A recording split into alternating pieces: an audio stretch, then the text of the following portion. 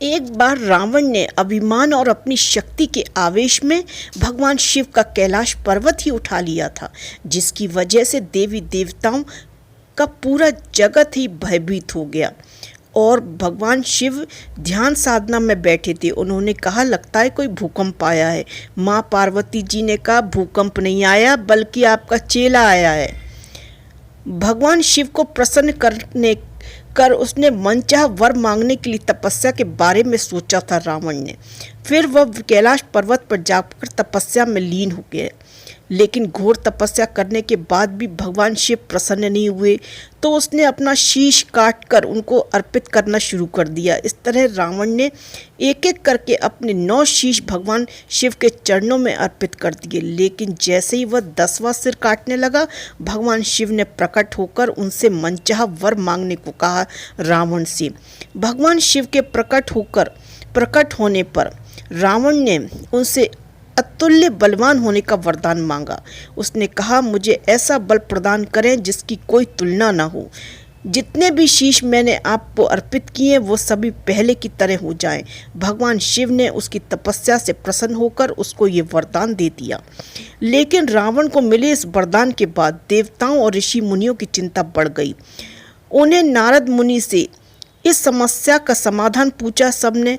तब नारद मुनि ने इस समस्या का समाधान निकाला और रावण के पास पहुंच गए।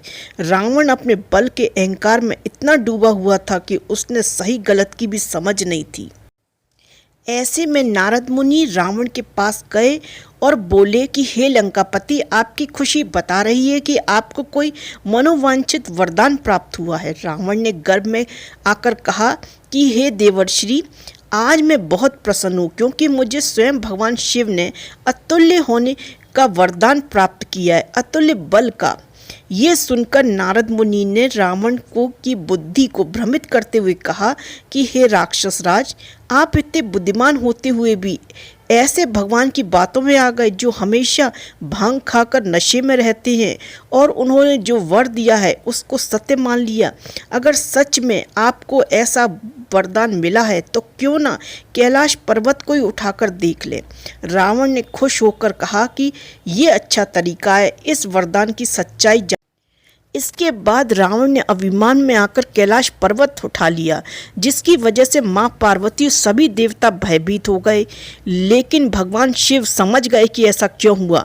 उन्होंने क्रोध में आकर रावण को सबक सिखाया और भगवान शिव ने अपने पैर के अंगूठे से कैलाश पर्वत को थोड़ा सा हिस्सा दबा दिया, जिसकी वजह से रावण उसके नीचे आकर छटपटाने लगा और भगवान शिव के क्रोध को शांत करने के लिए उनकी स्तुति करने लगा।